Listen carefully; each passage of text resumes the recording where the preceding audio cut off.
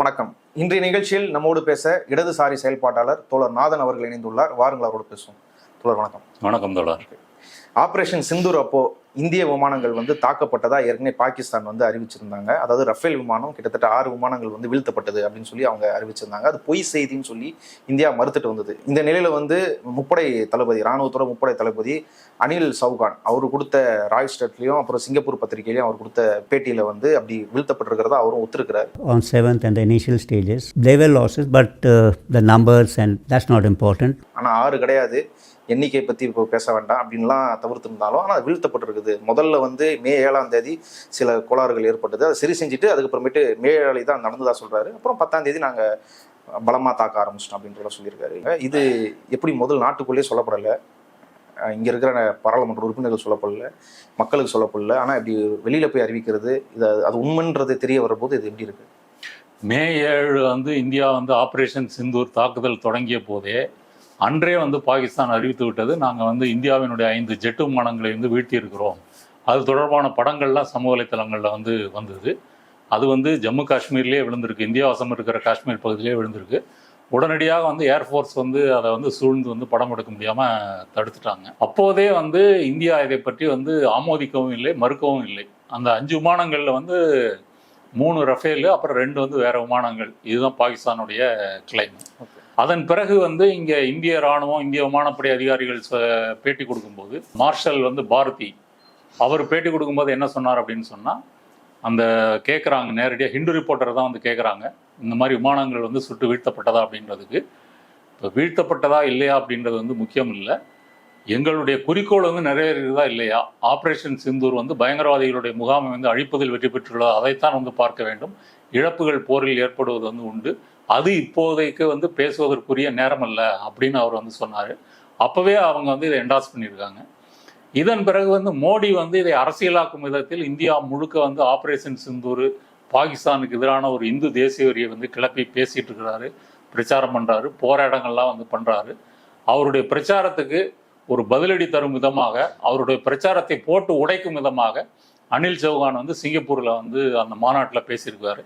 அந்த மாநாடு என்பது பாதுகாப்பு நிபுணர்கள், பாதுகாப்புத்துறை அமைச்சர்கள் அவங்க பங்கேற்கிற மாநாடு. இவர் சீஃப் ஆஃப் ஸ்டாஃப் அந்த பதவியில் இருக்கக்கூடியவர் அனில் சௌகான். அவர் அங்கே ப்ளூம்பர்க் பத்திரிகைக்கும் ராய்டர்ஸ் செய்தி நிறுவனத்துக்கும் பேட்டி கொடுக்கும்போது அவங்க கேட்குறாங்க, இந்த மாதிரி பாகிஸ்தான் கிளைம் பண்ணியிருக்குது, அவங்களுடைய பதில் என்ன? வீழ்த்தப்பட்டதா? ஆம், வீழ்த்தப்பட்டது. ஆனால் வீழ்த்தப்பட்டதிலிருந்து நாங்கள் என்ன பாடங்களை கற்றுக்கொண்டு எங்களுடைய உத்திகளை மாற்றி அமைத்தோம். அதன் பிறகு எங்கள் போர் விமானங்கள் உயர பறந்து தொலைதூர இலக்குகளை துல்லியமாக தாக்குதல் நடத்தி அழித்திருக்கின்றன. 1 மீட்டர் அளவுக்கு துல்லியமாக அந்த தாக்குதல் நடைபெற்றன, அதுதான் முக்கியம் அப்படின்னு சொல்லியிருக்காரு. 6 விமானங்கள் வீழ்த்தப்பட்டனவா என்ற கேள்விக்கு அப்படி இல்லை அப்படின்னு மறுத்திருக்கிறாரு. இப்போ எண்ணிக்கை தான் டிஸ்பியூட் இருக்கே தவிர, பாகிஸ்தான் இந்த விமானங்களை சுட்டு வீழ்த்திருக்கிறது என்ற உண்மை இன்றைக்கு உலகறிய அவர் செய்திருக்கிறார். இன்டர்நேஷ்னல் மீடியா எல்லாத்துலேயுமே இது வந்துருச்சு. பகுதி அளவு இந்திய ஊடகங்களே வந்திருக்குது. இதனுடைய முக்கியத்துவம் என்ன அப்படின்னு சொன்னால், பாகிஸ்தான் முதல்ல சொன்னதை இவங்க மறுக்கலை, ஆமோதிக்கவும் இல்லை. மோடியும் இதை பற்றி வாய் திறந்து பேசலை. அல்லது ஆர்மி ஸ்போக்ஸ் பர்சன் பேட்டி கொடுக்கும்போது அவங்களும் இதை பற்றி சொல்லலை. இன்னைக்கு சிங்கப்பூரில் இந்த செய்தி வெளியாகிருக்கிறது. அவர் தெரிஞ்சு பேசினாரா, தெரியாமல் பேசினாரா, எப்படி பேசியிருந்தாலும் இது மோடி அரசுக்கு, என்டிஏ அரசுக்கு வெறும் பின்னடைவு. மோடிக்கு கடும் கோபத்தை இதை கிளப்பியிருக்கும். அவர் இந்தியா முழுவதும் செட் பண்ணுற அந்த நரேட்டிவுக்கு எதிராக இவர் இப்படி ஒரு உண்மையை போட்டு உடைத்து விட்டார் அப்படின்ற முறையில் அவர் ஏன் அப்படி பேசியிருப்பார் நான் கருதுறேன்னா, பொதுவாக இராணுவ வீரர்கள், இப்போ இராணுவ அதிகாரிகள், தளபதிகளை பொறுத்த வரைக்கும் கொஞ்சம் ப்ரொஃபஷனலாக இருப்பாங்க. அவர் சொல்லும் போதே பேட்டியில் என்ன சொல்கிறார் அப்படின்னு சொன்னால், நாங்கள் துல்லியமாக தாக்கியிருக்கிறோன்னு மட்டும் சொல்லலை, இது ஒரு அணு ஆயுத யுத்தமாக வருமா அப்படின்ற கேள்விக்கு அவர் என்ன பதில் சொன்னாருன்னா, 2 நாட்டு இராணுவத்திலையுமே பகுத்தறிவு பூர்வமாக யோசிக்கக்கூடியவங்க இருக்கிறாங்க, அதனால் அதை தாண்டி இப்படி அணு ஆயுத யுத்தமாக போகிறதற்கு வாய்ப்பில்லை அப்படின்னு சொல்லி 2 நாட்டு இராணுவத்தையும் அவர் பாராட்டியிருக்காரு. அது இந்தியாவை பாராட்டினது பிரச்சனை இல்லை, பாகிஸ்தான் இராணுவமும் அந்த மாதிரி ஒரு ரேஷனல் திங்கிங்கோட தான் இருக்குது அப்படின்ற மாதிரி அவர் சொன்னது இருக்கு இல்லையா. இது அடுத்த இடி, மோடிக்கு ஒரு பேரிடி. அதனால் இந்த பேட்டி என்ன முக்கியத்துவம் பெறுது அப்படின்னு சொன்னால், எதிர்கட்சிகள் இவ்வளோ நாள் பாராளுமன்றத்துக்கு வாங்க, அறிக்கையை முன்வைங்க, விவாதிங்க, என்ன நடந்துச்சு, என்ன தாக்குனீங்க, எத்தனை பேர் கொல்லப்பட்டாங்க, இதை முழுமையாக தெரிவிங்க, இது நாட்டு மக்களுக்கு தெரிவிக்கப்பட வேண்டும் அப்படின்னு வந்து அவங்க கோரிக்கை விடுத்திருக்கிறாங்க. அந்த கோரிக்கைக்கு வந்து இப்போ வலு சேர்க்கும் விதமாக அனில் சௌகான் வந்து இதை வந்து பேசியிருக்கிறாரு. போர் ஆப்ரேஷன் சிந்தூர் சமயத்தில் வந்து எதிர்க்கட்சிகள் எல்லாமே வந்து இந்திய அரசினுடைய நடவடிக்கைகளுக்கு ஆதரவு கொடுத்தாங்க. அப்போ யார் வந்து பேசலை. இப்போ தான் மெல்ல மெல்ல பேச ஆரம்பிச்சிருக்கிறாங்க. இப்போ ராகுல் காந்தியாக இருக்கட்டும், மல்லிகார்ஜுன் கார்கேயாக இருக்கட்டும், ஜெயராம் ரமேஷாக இருக்கட்டும், இவர்கள்லாம் அந்த கேள்வி வந்து கேட்குறாங்க. எத்தனை விமானங்கள் இழந்தன, வந்து பதில் சொல்லுங்கள். கார்கில் போரின் போது வந்து வாஜ்பாய் அரசு வந்து ஒரு மதிப்பாய்வு குழுவை வந்து அமைத்து அது வந்து 5 மாதங்களில் அறிக்கையை வந்து முன்வைக்குது. இந்த போரிலிருந்து என்ன பாடங்களை கற்றுக்கொண்டோம் என்பது வந்து பாராளுமன்றத்தில் முன்வைக்கப்பட்டது, விவாதிக்கப்பட்டது. அது மாதிரி முன்வைங்க அப்படின்னு இப்போ எதிர்க்கட்சிகள் வந்து கோரிக்கை வைக்கிறாங்க. மோடியோ வந்து இதெல்லாம் ஃபுல்லாக சொல்லிட்டா எங்கே நம்ம வண்டவாளங்கள் தெரிஞ்சு விடுமோ, நம்மளுடைய பின்னடைவுகள் வந்து தெரிஞ்சிடும். போருன்னா இழப்பு வந்து சாதாரணம் தாங்க, எந்த நாட்டு இராணுவமாக இருந்தாலும். அதை வந்து மறைப்பதற்கு ஒன்றும் இல்லை. நீங்கள் தான் துல்லியமாக தாக்கிட்டதா சொல்கிறீங்கள, அப்போ உங்கள் இழப்புகளை வந்து சொன்னால் என்ன, எத்தனை இராணுவ வீரர்கள் கொல்லப்பட்டாங்க, இதை முழுமையாக சொல்வதில் உங்களுக்கு என்ன பிரச்சனை, இந்த கேள்வி வந்து வருது. அதனால் மோடியினுடைய நரேட்டிவுக்கு அனில் சௌகான் ஆப்பு வைத்து விட்டார். இந்த சிந்தூர் ஆபரேஷன் குறித்து தமிழ்நாட்டில் இதில் விளக்கும் விதமாக சாணக்கியா தலைமையில் வந்து ஒரு நிகழ்ச்சி நடத்தப்பட்டது. அதில் பாண்டே அவர்கள், அண்ணாமலை அவர்கள், அப்புறமேட்டு முன்னாள் ராணுவ வீரர் அந்த மேஜர் மதன் இப்போ யூடியூப் சேனலில் இதை பற்றிலாம் பேசியிருக்காங்க. இதில் இவங்க சொல்ல வருது, இப்போ நீங்கள் வைக்கிறீங்க, காங்கிரஸ் வைக்கிறது, பல விமர்சனங்களுக்கு மாறுபட்ட ஒரு விஷயத்தை வந்து அவங்க முன்வைக்கிறாங்க. போர் இதோட முடியல, இது வந்து ஒரு கடைசி ஸ்ட்ரைக் கிடையாது சிந்தூர் ஆப்ரேஷன்றது, இது தொடரப்போகுது. ஆனால் மக்கள் இதுலேருந்து வர செய்திகளை பார்த்துக்கிட்டு கேள்வி எழுப்புறது, அரசு விமர்சனத்துக்குள்ளே போகிறதுன்றது கிடையாது. இதை நம்பி இது கூட டிராவல் பண்ணுற பழக்கத்தை வந்து மக்கள் வந்து உருவாக்கணும். மக்கள் நாட்டுக்கு பண்ண வேண்டிய ஒரே வேலை வந்து டேக்ஸ் அதிகமாக கட்டணும், நம்மளுக்கு செலவு அதிகமாக இருக்குது, டேக்ஸ் அதிகமாக கட்டணும் அப்படின்ற மாரி ஒரு இதை தான் மக்களுக்கு புரிய வைக்கணும்னு நினைக்கிறாங்க. இது எப்படி பார்க்குறீங்க? இது வந்து நேரடியாக போர் வெறியை தூண்டுகின்ற ஒரு மலிவான பிரச்சாரங்க. எந்த ஒரு பிரச்சனையும் வந்து போர் வந்து தீர்க்க போகிறது இல்லை. இது வந்து உலக நாடுகளுடைய அனுபவம். அது முதல் உலகப் போராக இருந்தாலும் சரி, 2ஆம் உலகப் போர். 2ஆம் உலகப் போர் ஏற்பட்ட பிறகு மேற்கு ஐரோப்பா முழுக்க வந்து மக்கள் வந்து கடும் மன அழுத்தத்திற்கு வந்து உள்ளானார்கள். அந்த போரின் பாதிப்புகளில் கோடிக்கணக்கான மக்கள் கொல்லப்பட்டதிலிருந்து அவர்கள் இன்றைக்கும் வந்து ஐரோப்பாவில் வந்து பார்த்திங்கன்னா, அமெரிக்கா வந்து ஆப்கானையோ ஈராக்கையோ வந்து தாக்குதல் நடத்தும் போது, இல்லை இஸ்ரேல் வந்து காசாவை தாக்குதல் நடத்தும் போது, இன்றைக்கும் அந்த போர் எதிர்ப்பு போராட்டங்கள் அங்கே வீச்சாக நடைபெறுவதற்கு காரணம் போரை வந்து அங்கே மக்கள் வந்து வெறுக்கிறார்கள். அது எந்த ஆக்கப்பூர்வமான விளைவையும் தரப்போறதில்லை. இந்த சில்லறைகளுக்கு வந்து இது வந்து தெரியலை. டேக்ஸ் அதிகம் கட்டுங்க, இன்னும் நம்ம நிறைய சண்டை போடுவோம், இப்படி வந்து மலிவாக வந்து பிரச்சாரம் பண்ணுறாங்க. இன்றைக்கி ரஷ்யா வந்து ஒரு வல்லரசு, இராணுவ ரீதியாக, பொருளாதார ரீதியாக வல்லரசு இல்லைனாலும் இராணுவ ரீதியான வல்லரசு. ஆனால் அந்த ரஷ்யாவுக்குள்ளேயே உக்ரைனுடைய உளவுத்துறை என்ன பண்ணுது, ஒரு 4 இடங்களுக்கு வந்து ரகசியமாக ட்ரோன்களை வந்து கடத்தி கொண்டு போய் மரப்பலகையில் வந்து மூடி, அவங்களுடைய ஏர்பேஸ் வந்து சைபீரியா உள்ளிட்டு 4 இடங்களில் ஏர்பேஸுக்கு பக்கத்தில் அந்த ட்ரோன்களை வந்து நிறுத்தி வைத்து விட்டு, அப்புறம் தொலைதூரத்திலேருந்து ரிமோட் கண்ட்ரோல் மூலமாக ஏவி கிட்டத்தட்ட 40 விமானங்களை வந்து அழித்து விட்டதாக உக்ரைன் வந்து சொல்லுகிறது. இப்படி மாறி மாறி வந்து ரஷ்யாவும் உக்ரைன் வந்து சின்ன நாடு தான். நீங்கள் வந்து இப்போ பாகிஸ்தான் சின்ன நாடு, நாங்கள் பாகிஸ்தானை தொலைச்சிருவோம் அப்படின்னு சொல்கிறாங்கல்ல, உக்ரைனை ஒப்பிடும்போது பாகிஸ்தானுடைய இராணுவ வலிமை வந்து அதிகம். அப்போ உக்ரைனே அப்படி செய்யும்போது பாகிஸ்தான் வந்து ஓரளவு வலிமையான இராணுவத்தை பெற்றிருக்கிறது, சீன உதவி இருக்கிறது. இப்படி இருக்கும்போது நாங்கள் வந்து போர் இன்னும் நிற்கலை, இன்னும் தொடர்ந்து செய்வோம் அப்படின்னு பேசுவது போர் வெறியை தூண்டுகின்ற வந்து பேச்சு.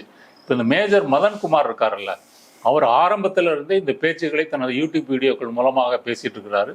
போருக்கு முன்னாடியே அவர் என்ன சொன்னாருன்னா, ஒரு வீடியோவில், இந்த முறை வந்து இந்தியா சும்மா இருக்காது, பதிலடி வந்து பயங்கரமாக இருக்கும்.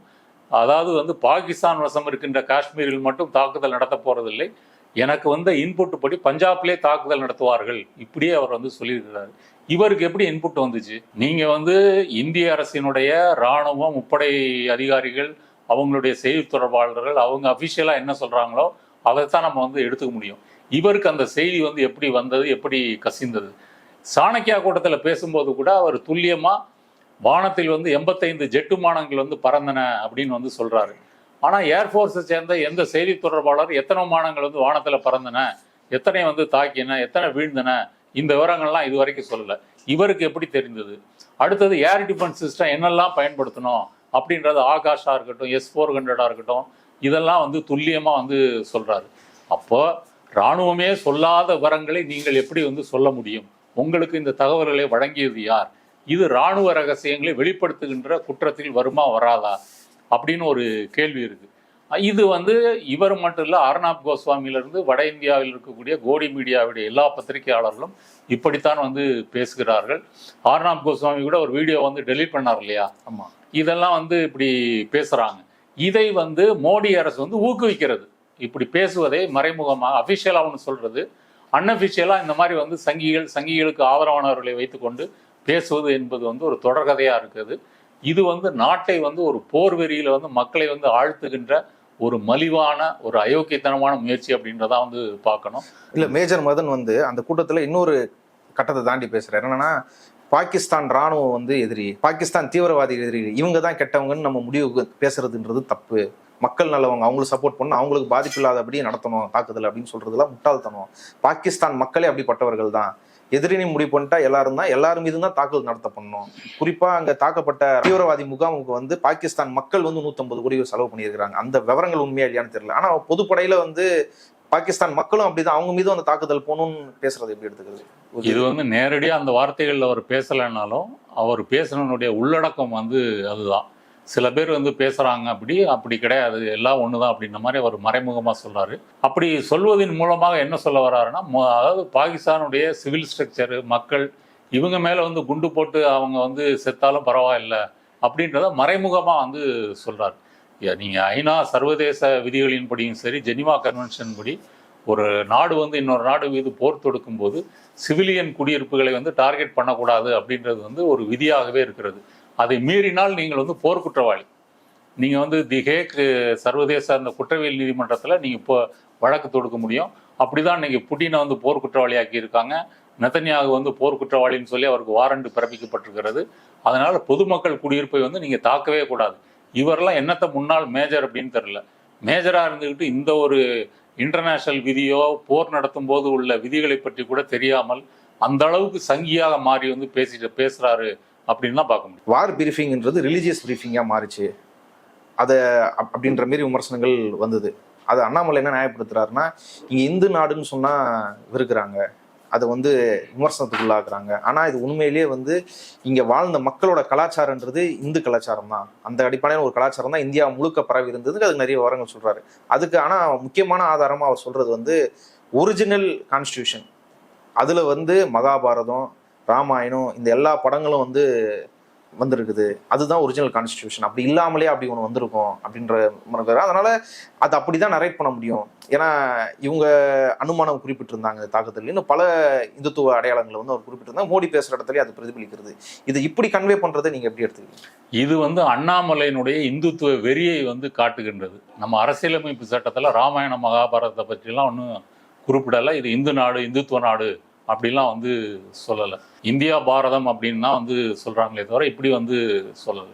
அண்ணாமலை இப்படி பேசுவதற்கு காரணம், இந்து ராஷ்டிரத்தை பகிரங்கமாக டிக்ளேர் பண்ணணும் அப்படின்றதை வந்து அவர் மறைமுகமாக வந்து பேசுகிறார். அரசியலமைப்பு சட்டம் வந்து எழுதப்பட்ட போதே அன்றைக்கு வந்து RSSனுடைய ஆர்கனைசர் பத்திரிகை என்ன சொல்லிச்சு அப்படின்னு சொன்னால், இந்த அரசியலமைப்பு சட்டம் என்பது இந்தியாவினுடைய பாரதத்தினுடைய பாரம்பரியத்தை ஏற்றுக்கொண்ட அரசியலமைப்பு சட்டம் இல்லை, மனு தர்மம் தான் நம்மளுடைய அரசியலமைப்பு சட்டத்தில் வந்து இடம்பெற்றிருக்க வேண்டும். மனு தர்மத்தை புறக்கணித்து விட்டு இவர்கள் ஒரு மதசார்பற்ற ஒரு அரசியல் சட்டத்தை வந்து கொண்டு வந்திருக்கிறார்கள், இது தவறு. அன்னைக்குனே வந்து RSSனுடைய ஊதுகுழலான ஆர்கனைசர் வந்து எழுதியது. அதைத்தான் இத்தனை ஆண்டுகள் கழித்து வந்து அண்ணாமலை வந்து திரும்ப அதை வந்து வாந்தி எடுக்கிறாரு. இந்தியாவை பொறுத்த வரைக்கும் இது வந்து மதசார்பற்ற நாடு தான். இன்றைக்கு வந்து பாரதிய ஜனதா ஆட்சி, NDA ஆட்சி, மோடி ஆட்சி, அமித்ஷா ஆட்சி இங்கே நடந்து கொண்டிருந்தாலும், இங்கே சிறுபான்மை மக்கள் தாக்கப்பட்டாலும், புல்டோசர் வைத்து வீடுகள் இடிக்கப்பட்டாலும் அதை எதிர்த்து குரலும் போராட்டமும் இந்த நாட்டில் வந்து நடந்துகிட்டு இருக்குது. 2 பிரிவுகளுக்கு இடையில வந்து நடந்துகிட்டு இருக்குது. இது இந்து நாடா இருக்கணுமா, இல்லை மதசார்பற்ற நாடா இருக்கணுமா? சிறுபான்மை மக்கள் காக்கப்படணுமா, இல்லை அவர்கள் வந்து அடிமைகளாக மாற்றப்படணுமா? இந்த கேள்வியும் சண்டையும் வந்து தொடர்ந்து நடைபெறுகிறது. அதில் சங்கி அண்ணாமலை வந்து அவருடைய வெறியை வந்து அங்கே வந்து கக்கியிருக்கிறாரு. அப்படிதான் வந்து பார்க்க முடியும். நீங்கள் சொன்னது போல் இந்த போரை வந்து மத அடையாளப்படுத்துகின்ற வேலையை வந்து இந்த ஆப்ரேஷன் சிந்தூர் அப்படின்ற பேர்லேயே வந்து வச்சிருக்கிறாங்க. சிந்தூர்னா வந்து திலகம், பொட்டு.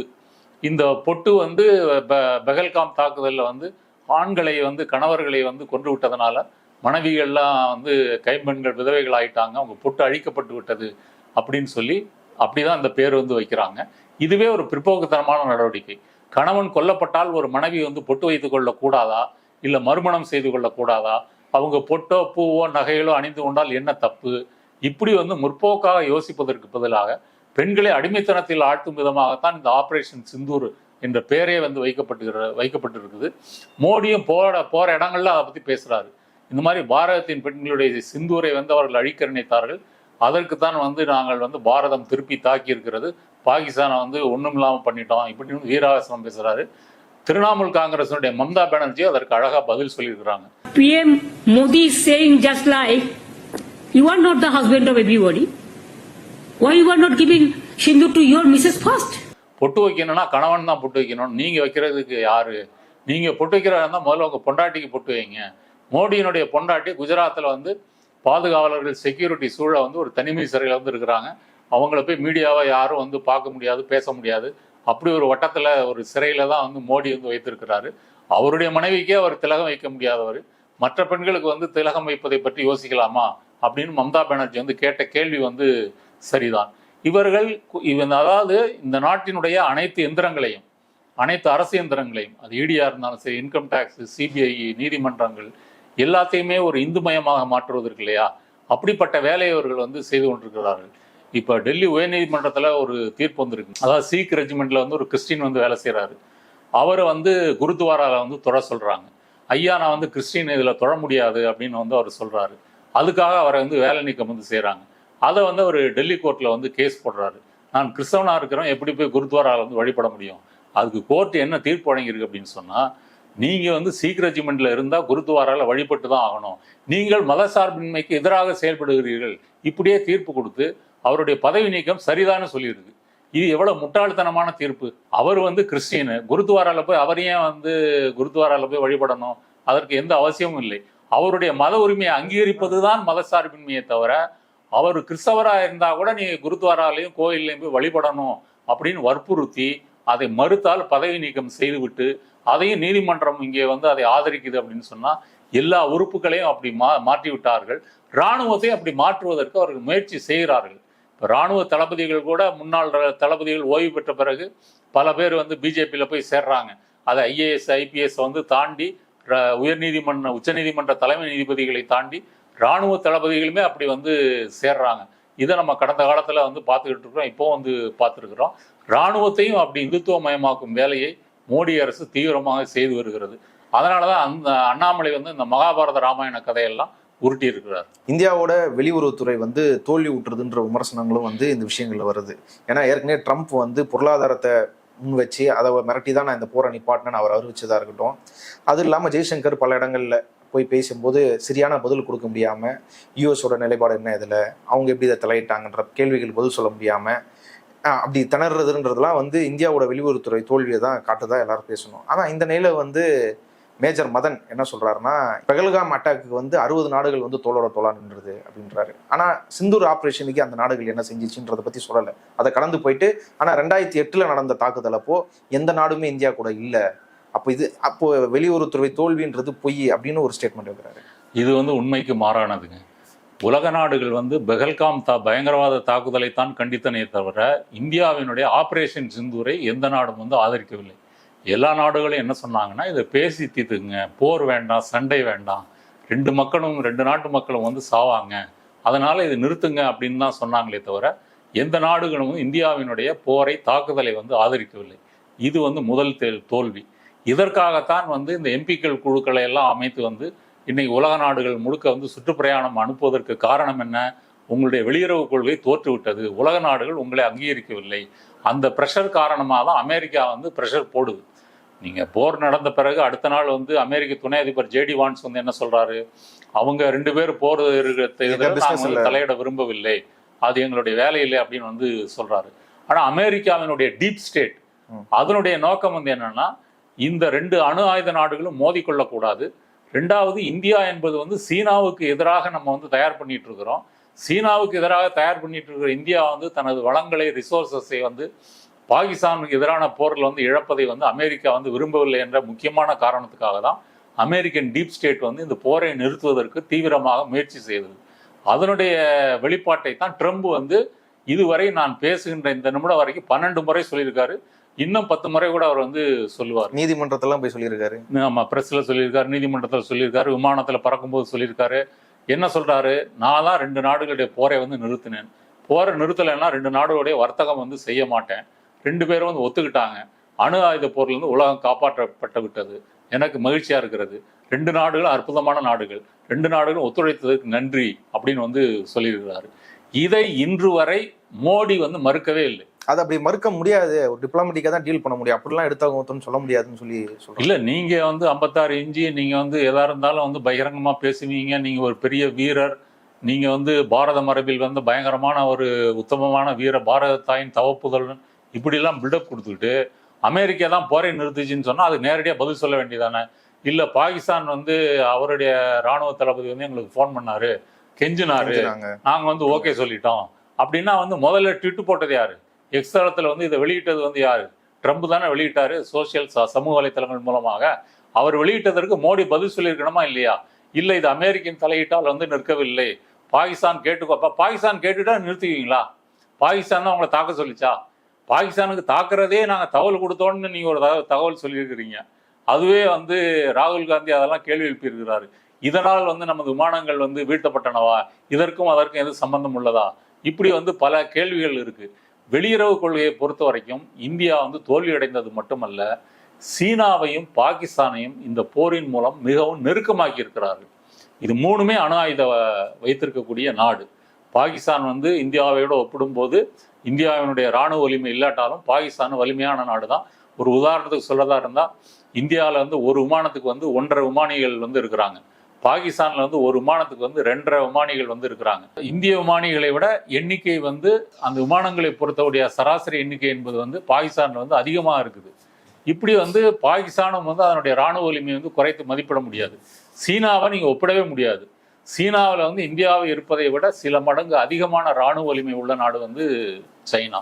இந்த போரின் மூலமாக மோடி வந்து என்ன செய்திருக்கிறார் அப்படின்னு சொன்னால், சீனாவையும் பாகிஸ்தானையும் நெருக்கமாக்கி இருக்கிறாரு. இந்திய விமானங்கள் 5 விமானங்கள் சுட்டு வீழ்த்தப்பட்டனன்னு பாகிஸ்தான் சொல்லுது. அந்த பாகிஸ்தானுடைய விமானங்கள் எல்லாமே J-10C என்ற சைனீஸ் விமானங்கள். அந்த விமானங்கள் தான் டாக் ஃபைட்னா 2 ஜெட் விமானங்களுக்கு நடக்கக்கூடிய அந்த சண்டையை தான் ஆங்கிலத்தில் டாக் ஃபைட்டுன்னு சொல்லுவாங்க. அதில் அவங்க வந்து வீழ்த்திருக்கிறாங்க. இப்போ சீனா வந்து தன்னுடைய ட்ரோன்களையும் சரி, சேட்டலைட்டையும் சரி, உளவு தகவலையும் சரி, இதெல்லாம் இந்த போரில் வந்து மேம்படுத்தி இருக்கிறது. 2020க்கு பிறகே வந்து பாகிஸ்தானுடைய ஆயுத தளவாடங்களில் 81% வந்து சைனாவில் வந்து இறக்குமதி செய்யப்பட்டிருக்கிறது. இது வந்து டிப்ளமசி ரீதியாக இந்தியாவுக்கு மிகப்பெரிய பின்னடைவு.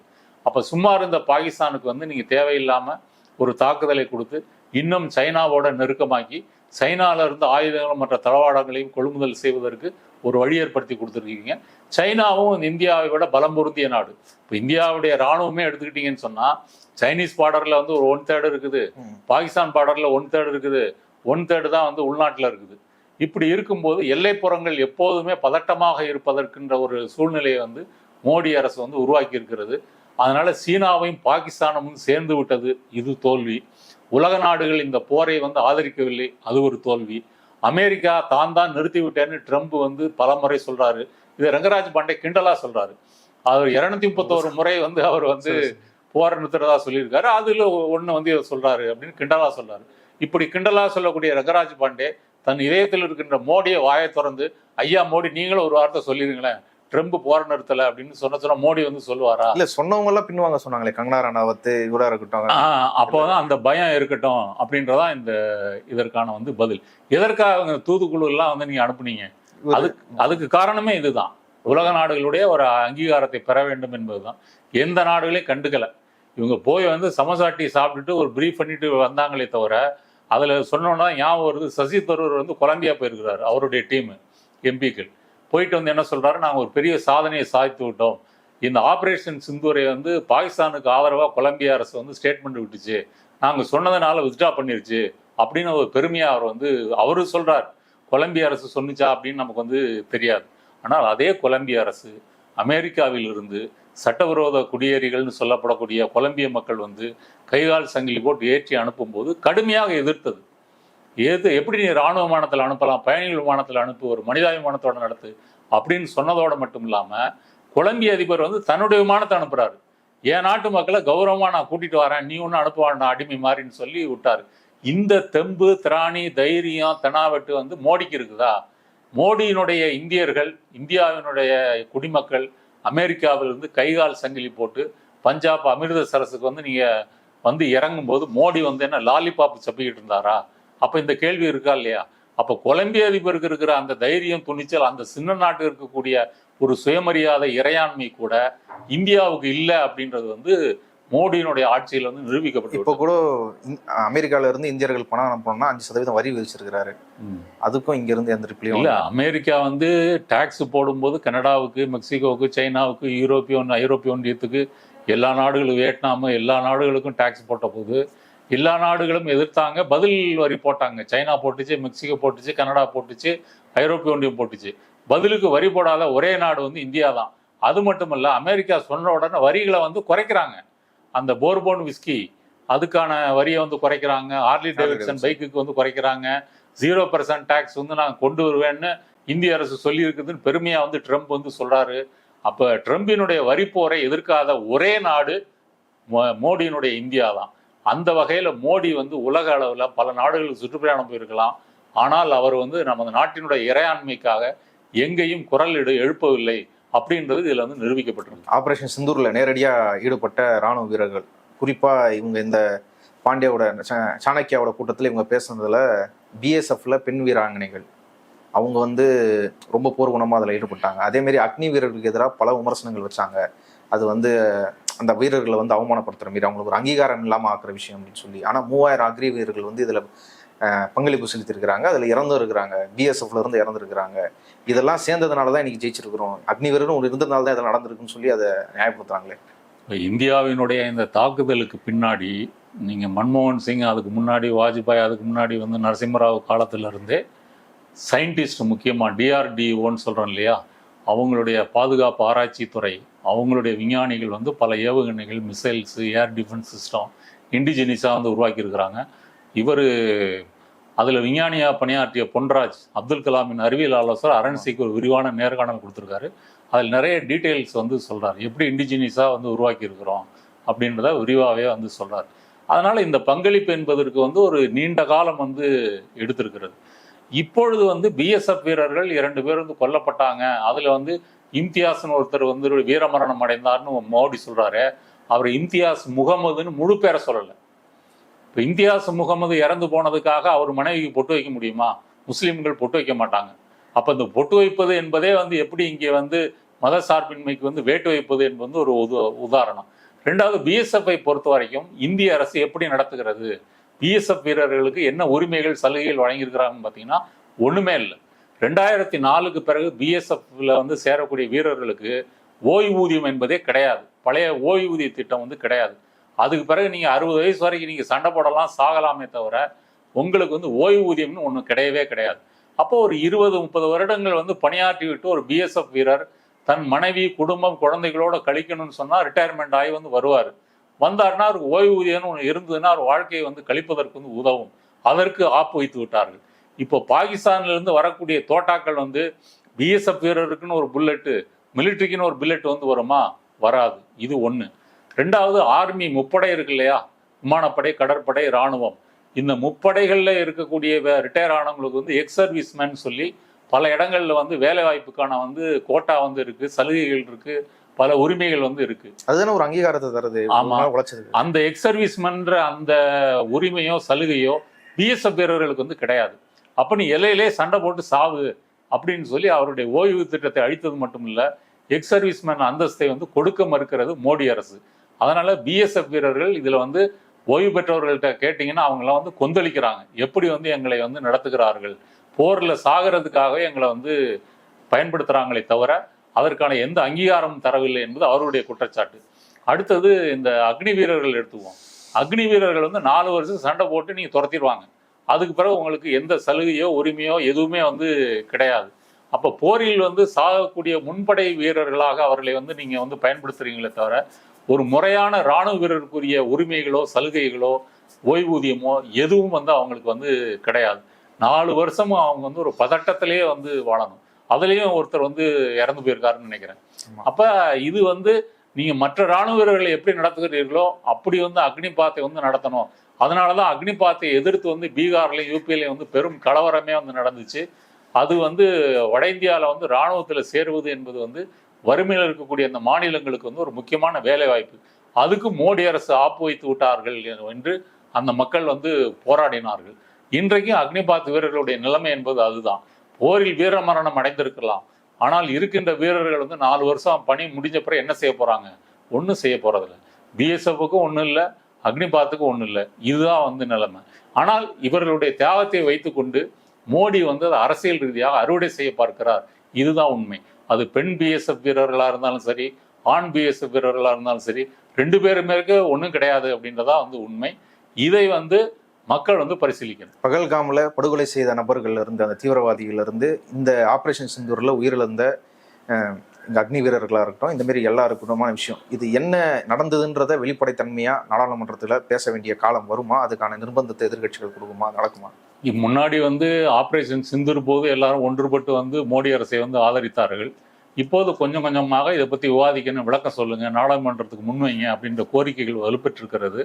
அதை வந்து பாரதிய ஜனதா வந்து தேச துரோகம், நீங்கள் பாகிஸ்தானுக்கு உதவியாக இருக்கிறீங்க அப்படின்ற முறையில் வந்து பிரச்சாரம் செய்கிறது. இந்த எதிர்கட்சிகளின் கோரிக்கை வந்து மோடி கேட்பாரானா? கேட்க மாட்டார். இந்த உண்மைகள் எல்லாம் நாடாளுமன்றத்தில் முன்வைப்பதற்கு அவர் முன் வர மாட்டார். ஆனால் தொடர்ந்து எதிர்கட்சிகள் இதற்கான கோரிக்கை எழுப்ப வேண்டும். அந்த போர் மேகம் சூழ்ந்திருந்த காலம் வந்து இப்போ அகன்று விட்டது. இந்த காலத்திலாவது வந்து அப்போது என்ன நடந்தது என்ற உண்மையை வந்து நாட்டு மக்களுக்கு தெரிவிப்பதற்கு தொடர்ந்து எதிர்கட்சிகளோ மாற்று ஊடகங்களோ சமூக வலைத்தளங்களோ அதற்கு அழுத்தம் கொடுக்க வேண்டும். அந்த உண்மை வந்து நாட்டு மக்களுக்கு தெரியப்படுத்தினாதான் நம்ம என்ன இழந்தோம், என்ன பெற்றோம், உண்மையில என்ன நடந்துச்சு அப்படின்றது மட்டும் இல்லை, எதிர்காலத்தில் போரை வந்து எப்படி தவிர்க்க முடியும், சீனாவும் பாகிஸ்தானும் சேர்ந்து கொண்டால் எப்படி இந்தியாவுக்கு மிகப்பெரிய ஆபத்து, அதை உணராமல் இந்த போர் வெறியில் நம்ம வந்து போய் சேருவது என்பது எவ்வளவு பெரிய பேரழிவை தரும், இதையெல்லாம் நாம் வந்து யோசித்து பார்க்க வேண்டும். இவ்வளவு நேரம் இந்த விஷயம் குறித்து விரிவாக உங்கள் கருத்துக்களை பகிர்ந்து கொண்டதுக்கு நன்றி. நன்றி.